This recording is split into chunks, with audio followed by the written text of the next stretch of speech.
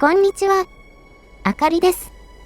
今回は、メトロイドドレッドの全ボス攻略をします。難易度はノーマルです。ノーダメージのスーパープレイではなく、だいたいこんな感じで戦えば OK という動画になっています。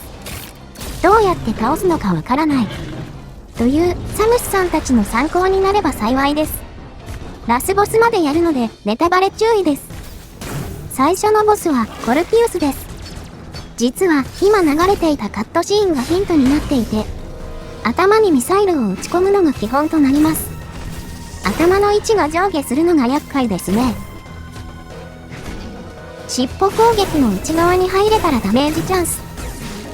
尻尾がカサカサしたら離れてジャンプで避けましょう。ある程度ダメージが入ると第2形態へ移行します。見えづらくなってちょっとずるいですね。頭の位置が見えないので、まずは尻尾の光っているところを狙います。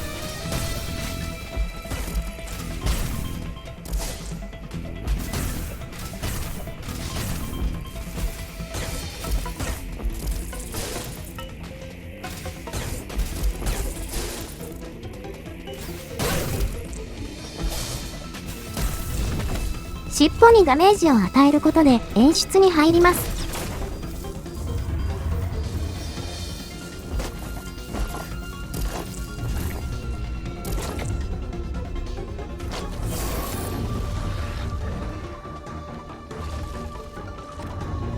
ここをスライディングでくぐったらカウンターチャンス。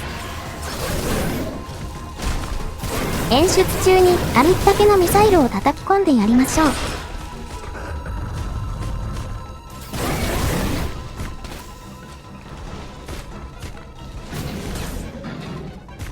地面いっぱいに広がるガスは壁に捕まって回避します。この間もフリーエイムでミサイルを撃ち込みます。小さい弾はビームで潰してミサイルと体力を補充です。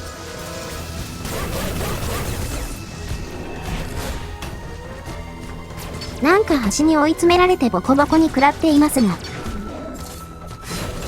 これは良くない例です。ちゃんと尻尾攻撃の内側に入りましょう。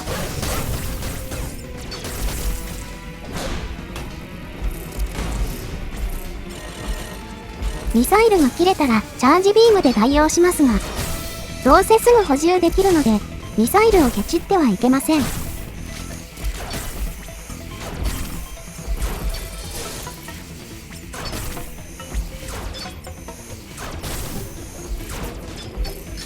い、補充できました。早速撃ちまくります。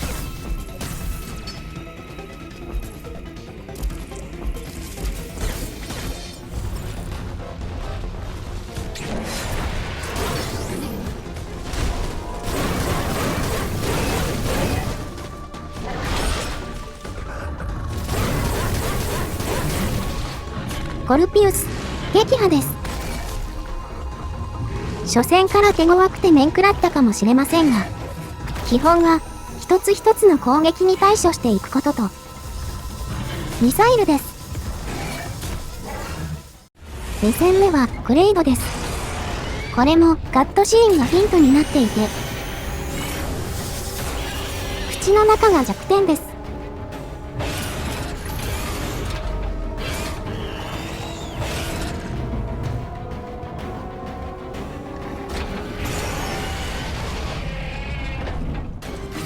口が開いている時にミサイルをガンガン撃ち込みましょう。降ってくる弾はビームで破壊してミサイルと体力を補充です。こちらの位置を狙ってくる破壊不能な火の玉に注意。投げてくる爪もミサイルで破壊可能なので、構わずミサイルを連射です。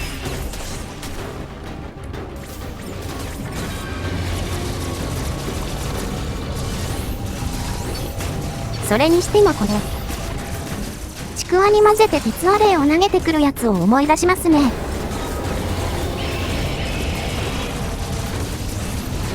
ニン。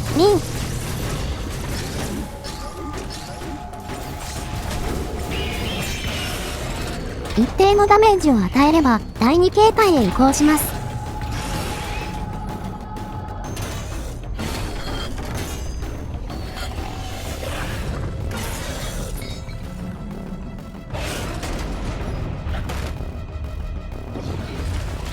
第2形態はおへそモードです。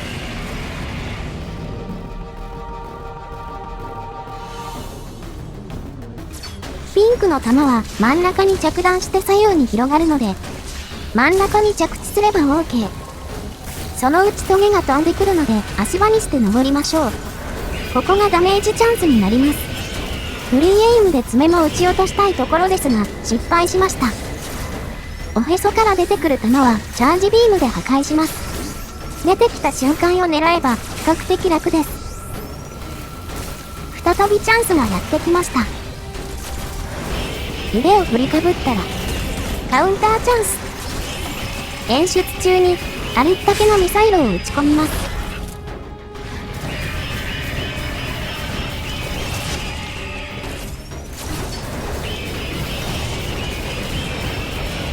グレード撃破です。ギミックがわからないと戸惑ってしまうかもしれませんが、分かってしまえばなんてことはありません。3戦目はロボット超人兵士です。火力も機動力もあって厄介な相手ですが、ここでは地形を活用します。相手はこちらを追いかけてくるので、ぐるぐる回るように逃げます。反対回りにならないように位置取りに注意します。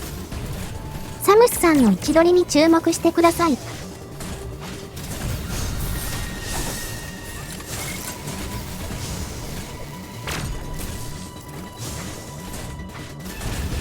こうして誘導してやれば楽勝です。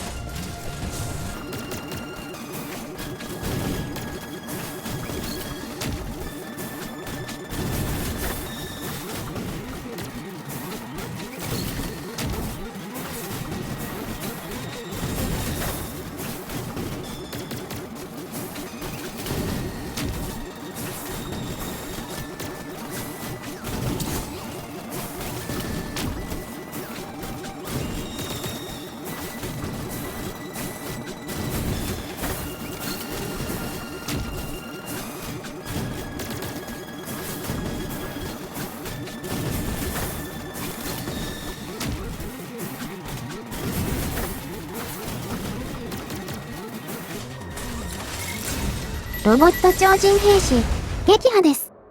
これなら何体来ても余裕っしょ。4戦目はドロギーガです。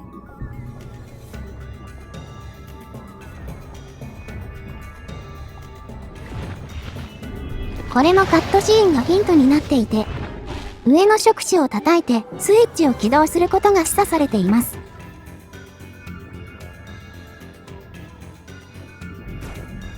青い玉が破壊可能、赤い玉は破壊不能です。赤い玉はこちらの位置を狙ってくるので、真ん中以外で待ち受けましょう。グラップリングで触手を狙える位置に行きます。触手が出てきたらジャンプで回避します。水中なので、いつもより早めに飛びましょう。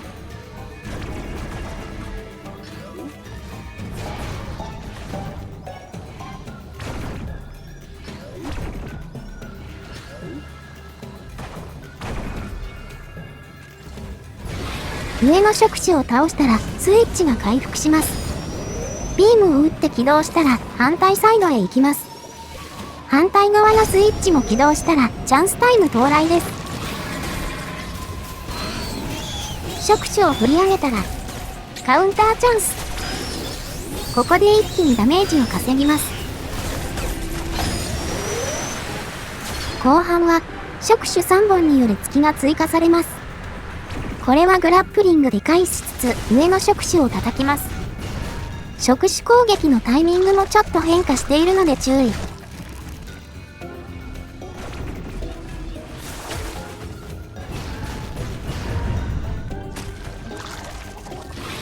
ダウンさせたら先ほどと同じ手順でスイッチを起動します。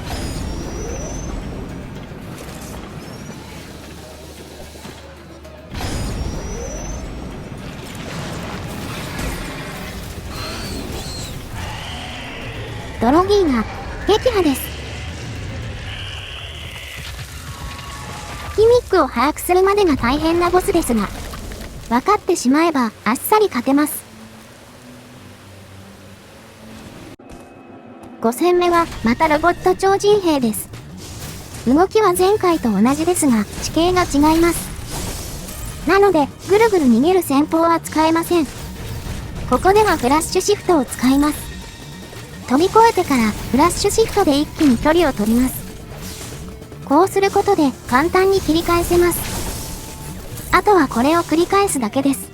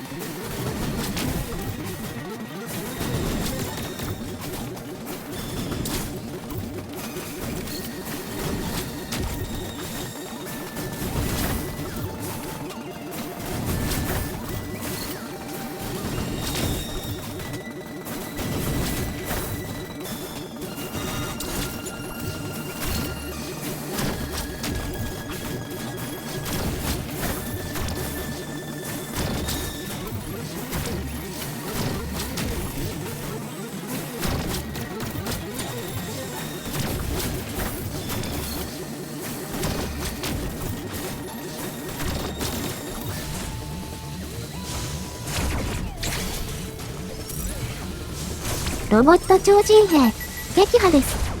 楽勝ですね。何度来たって同じです。6戦目は超人兵士です。ロボット兵士とは違い、槍一本で挑んでくるストイックなやつです。相手は槍だけなので距離を取って戦いましょう。近づかれたら飛び越えてフラッシュシフトで切り返します。壁に向かって飛んだら急降下攻撃が来ます。これもフラッシュシフトで避けられます。ある程度ダメージを与えると第2形態へ移行します。急降下攻撃の後、左右に衝撃波が飛ぶようになります。ジャンプで避けましょう。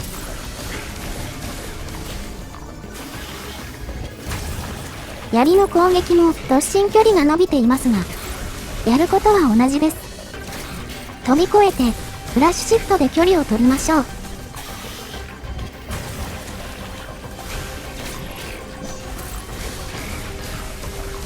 最後に QTE があります。超人兵士、撃破です。ところでサムスさん、なんかフェイタリティすぎません？7戦目も超人兵士です。攻撃パターンは全く同じなので省略します。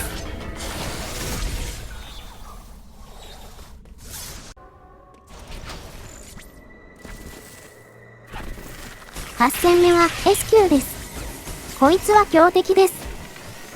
ビリビリのバリアをまとっているときはダメージが通らないようなので解除されるまで回避に徹します。突進攻撃の後はビリビリが解除されるのでダメージチャンス。黒い玉は地面に着弾すると時間差で床いっぱいに広がりますが、壁に着弾すると消えます。小さい玉のばらまきが見えづらい上に避けにくくて本当に厄介ですね。多段ジャンプが正解だとは思うのですが、とにかく回避に徹して突進してくるのを待ちましょう。まとまったダメージを与えるチャンスが少ないのもこいつが強敵たるゆえんです。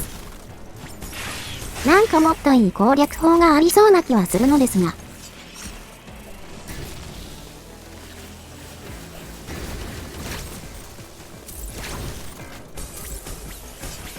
フリーエイム難しいですよね。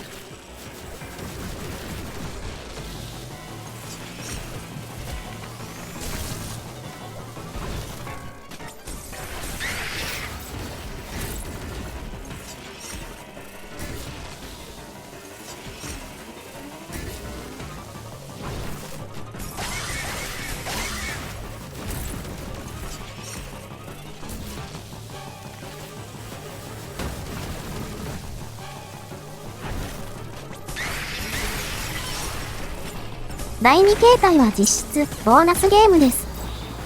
一発当てた後の無敵時間が長いので注意。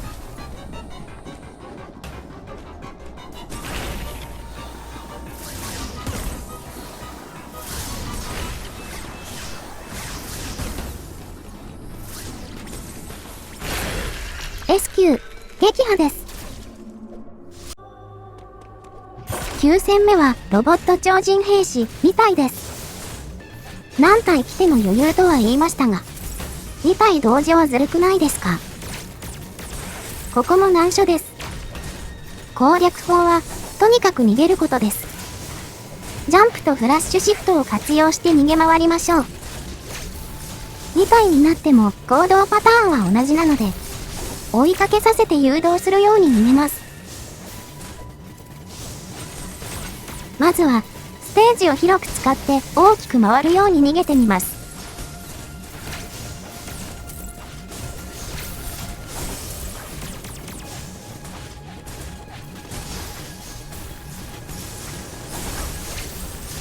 こうすることで2体とも一本に寄せられれば楽なのですが、なかなかうまくいきませんね。むしろ左右から挟ませてしまった方が簡単かもしれません。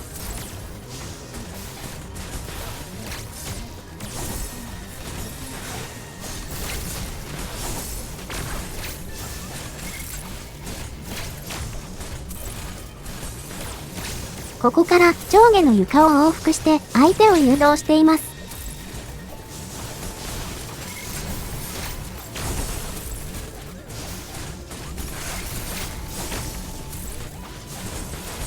この形を維持できればいいのですが、なかなか難しいですね。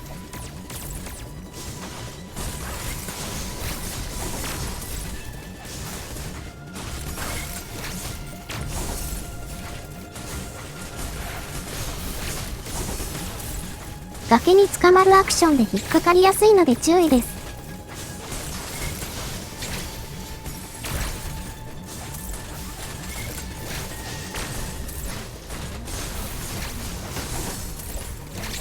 なるべく一方に攻撃を集中したいところです。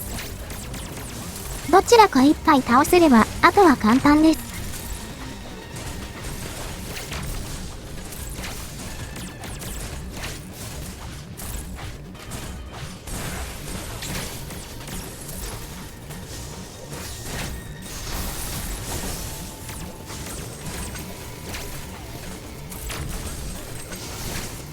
いた！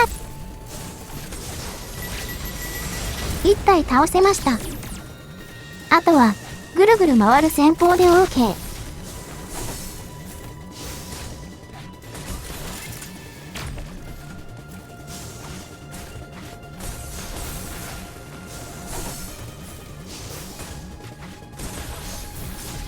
いた！ロボット超人兵士みたい。撃破です。10戦目は超人兵士です。今度は槍だけでなく盾も持っているタイプです。パターンは似ていますが、正面からの攻撃が通りません。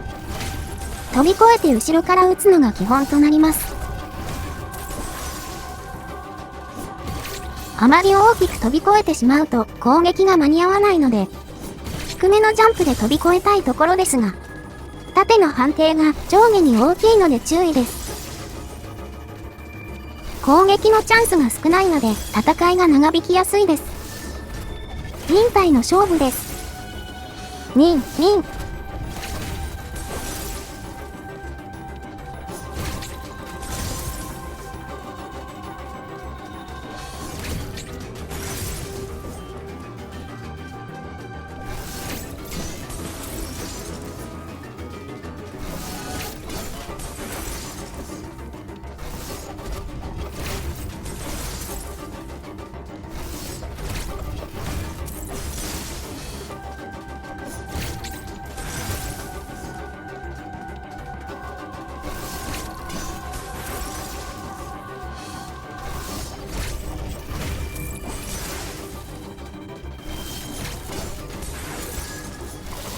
第2形態になると盾がなくなります。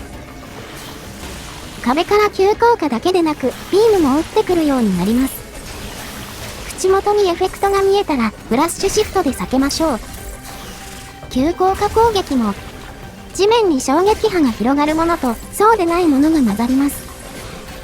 壁から飛び立つ前のエフェクトに注目しましょう。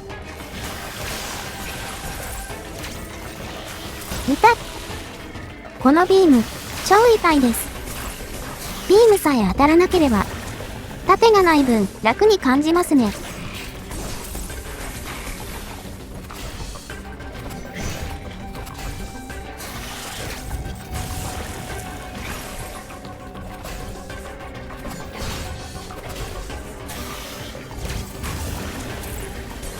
最後は、おなじみの QTE です。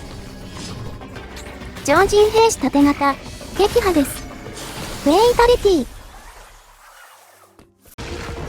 11戦目は実験体 Z57 号です。久々の巨大ボスです。弱点は頭です。腕を振り回す攻撃は多段ジャンプで避けます。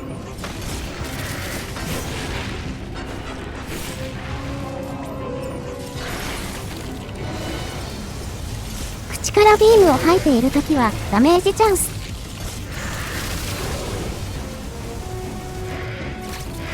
ビームの合間にフラッシュシフトで切り返していきましょう。フリーエイム苦手なのでロックオンを使っています。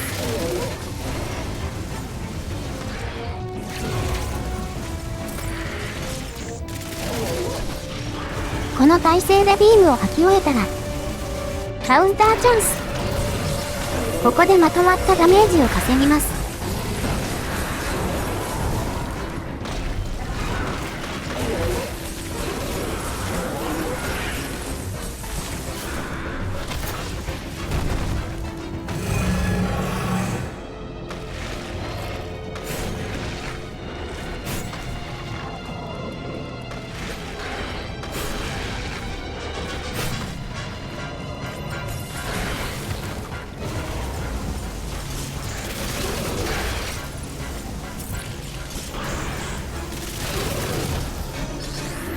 この体勢になったらピンクの照準から逃げつつロックオンミサイルで手足を撃っていきます。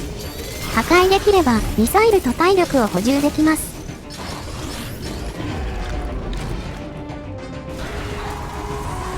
ここは右に向かって走りながら多段ジャンプで避けます。これはあれですね。フラッピーバード。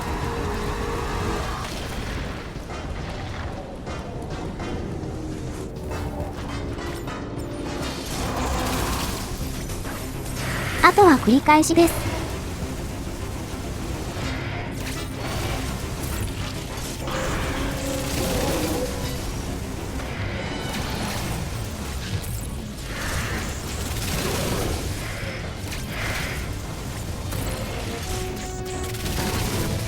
ここはビームだけでなく、接触してもカウンターチャンスがなくなるので注意。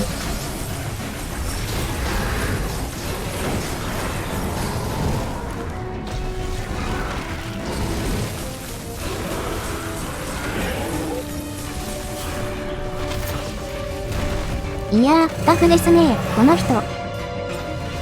後半になると、両腕を同時に振る攻撃が追加されます。青い部分だけでなく、振り上げた腕にも判定があるので、振りかぶったのを見てからジャンプしましょう。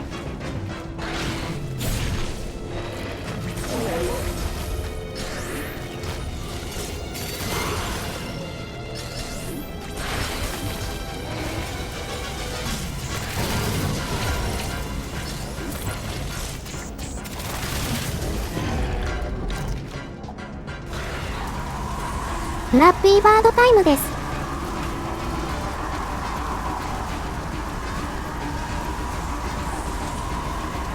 いた！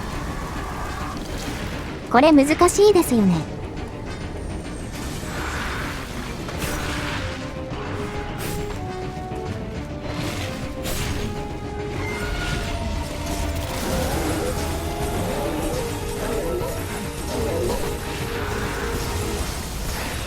実験体 Z57 号撃破です。初見では苦戦させられましたが、なんだかんだで結構好きなボス戦です。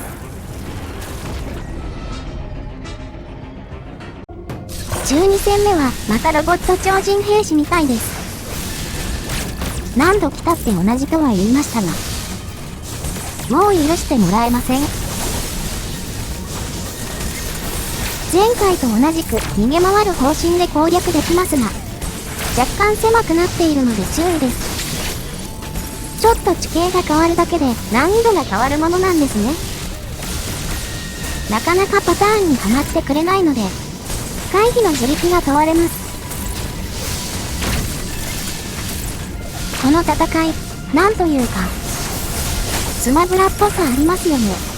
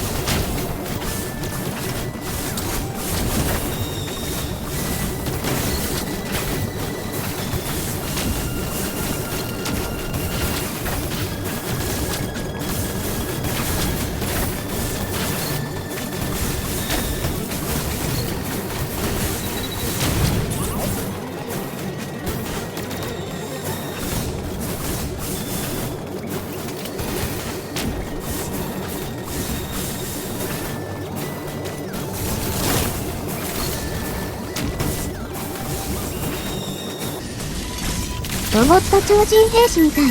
撃破です。もうお腹いっぱいです。13戦目はゴッツーナです。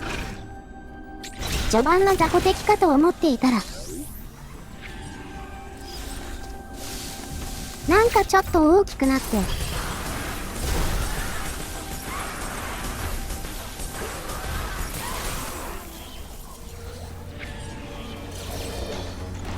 立派に育ちました。弱点はお尻です。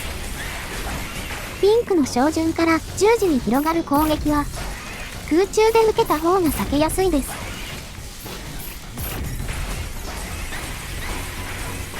ピンクの弾を設置されたら、飛び越えて逆サイドへ逃げましょう。正面にいると危ないので、また飛び越えて背中側へ回ります。体の反転が見た目通り大きいので、できるだけ高い位置でフラッシュシフトします。設置されたら反対サイドへ。炸裂したら、すぐに元の位置へ戻りましょう。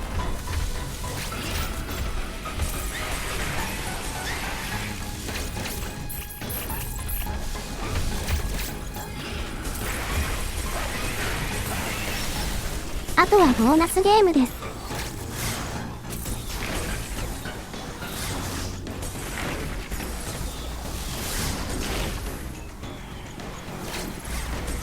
ゴイツーナ、撃破です。14戦目は、また盾持ちの超人兵士です。パターンが全く同じなので、省略します。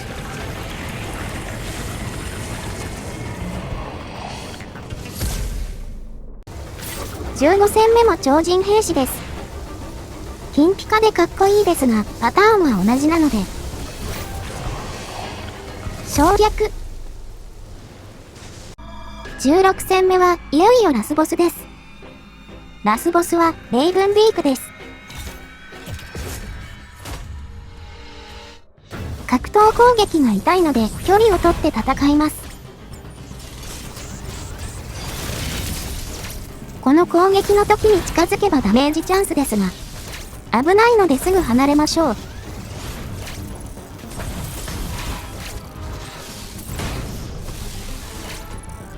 手が光った後の突進は、カウンターチャンス。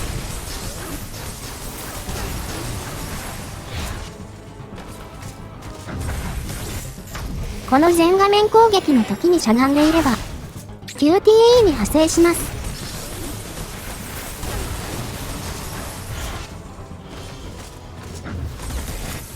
黒い誘導弾は5回ロックオンで潰せます。確実に潰して回復したいところです。カウンターも回復チャンスなので狙いたいですね。これで第1形態は終わりです。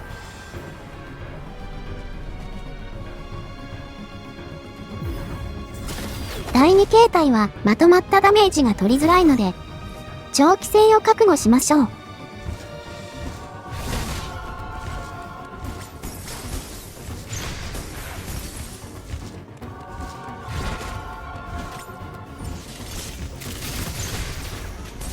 レーザーで狙われたらマシンガン攻撃が来ます。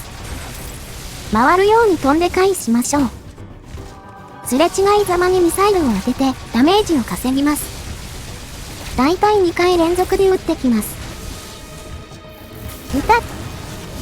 極太ビームは予備動作が小さいのでやや避けづらいです。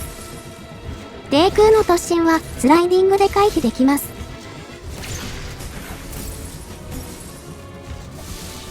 まとまったダメージを与えられるポイントがないだけでなく、ミサイルや体力を補充できるポイントもないのでしんどいですね。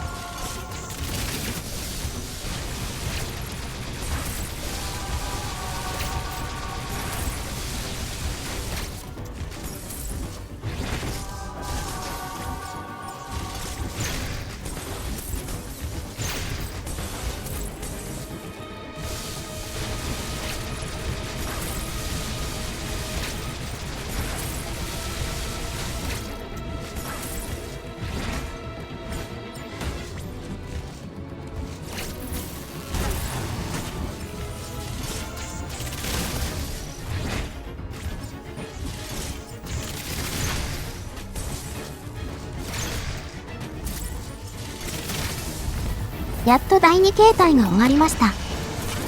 次の第3形態で最後、あともう一踏ん張りです。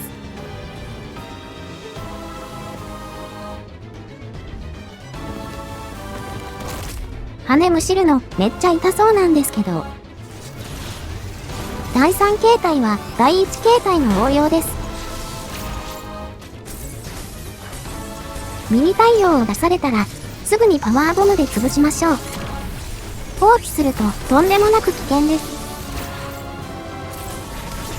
カウンターチャンスを逃さないように。ダメージチャンス兼回復のチャンスです。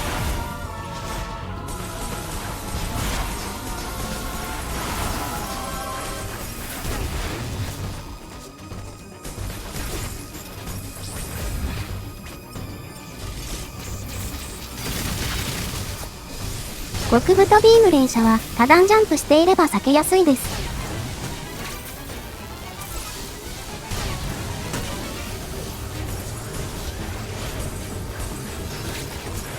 格闘攻撃を食らうと端に閉じ込められて大惨事になりがち。落ち着きましょう。ミニ対応は絶対阻止。何気に補充もできています。ワープ突進はジャンプで避けられるのですが、ミスりました。集中力を問われますね。落ち着きましょう。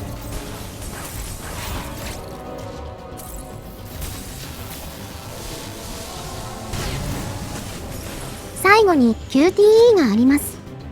長かった戦いもこれで終わりです。ミスりました。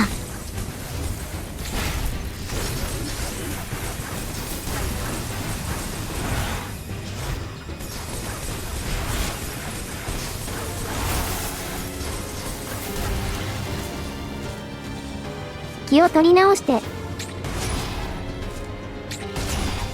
レイブンビーク、撃破です。これにて全ボス撃破です。お疲れ様でした。もっといい攻略もあると思いますが、一つの攻略として参考になれば幸いです。ぜひ実際にプレイして攻略してみてください。メトロイドドレッド、めっちゃ面白いので。以上、あかりでした。